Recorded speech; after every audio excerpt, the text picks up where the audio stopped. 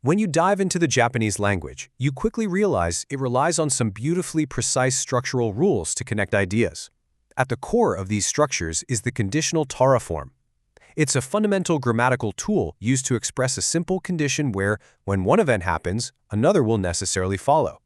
In this explainer, we're going to break down the strict mechanics of the Tara form. We'll see exactly how it elegantly connects actions and states of being without leaving any room for ambiguity. Here's our roadmap for today. First, we'll look at the logic of Tara. Second, building the Tara form. Third, we'll cover verbs and adjectives. Fourth, nouns and sequence. And finally, we'll wrap up with some practical sentences. Let's kick things off with Section 1, the logic of Tara and how it handles cause and effect. Think of the Tara form as a strict conditional trigger. The primary rule here establishes that Tara expresses a condition defined very simply.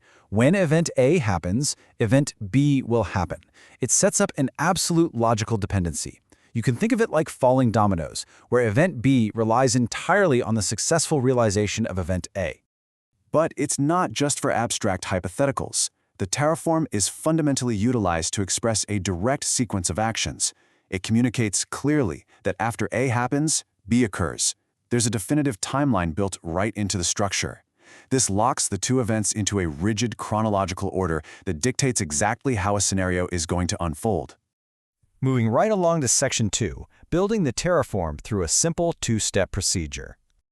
Creating a Tara conditional is like solving a tiny puzzle, and it requires a universal two-step procedure that applies consistently across the entire language.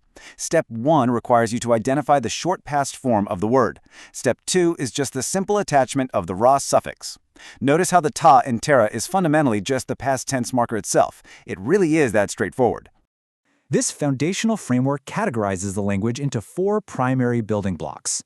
For verbs, you just take the short past form and add ra. For I-adjectives, take the past form and add ra.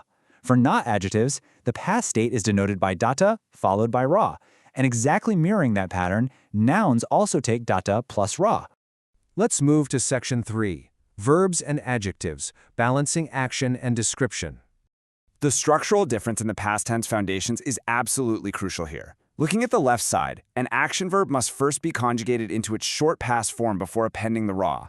Meanwhile, on the right side, descriptive I-adjectives must adopt their specific past suffix kata and then receive the ra. The base short past form always dictates the final conditional sound, which keeps the rhythm of the language perfectly intact. Next up is Section 4, nouns and sequence, dealing with states of being. The architectural symmetry of Japanese grammar is fully evident right here. Whether you're dealing with a na-adjective on the left or a standard noun on the right, the structural addition remains completely identical. Both require the copula past tense data followed by ra. This really reinforces the predictable patterns of the language, showing us that states of being are treated with the exact same grammatical mechanics before triggering the resulting event. Finally, we've reached Section 5, practical sentences and real-world scenarios. This is where we get to observe the Tara form actively shaping outcomes in the real world. Looking at our first example, after school ends, I study at the library, the verb ends in its past form triggers the studying. Next, if the weather is good, we'll go to the park. Here, an adjective dictates the condition for going out. The third states, if that room is quiet, let's talk here, demonstrating a na-adjective in use. Finally, if it is Sunday, my father is at home, showing a simple noun triggering reality. In every single case, the secondary action or state only exists because the first condition was met. The mechanics of the Tara form allow for a truly precise map of conditional reality. Event A acts as the absolute necessary gateway to event B, fundamentally connecting cause and effect, or an undeniable chronological sequence. Understanding this architecture completely transforms how you observe the flow of actions in Japanese. So looking at the rules laid out before you, what event A is going to trigger your next event B?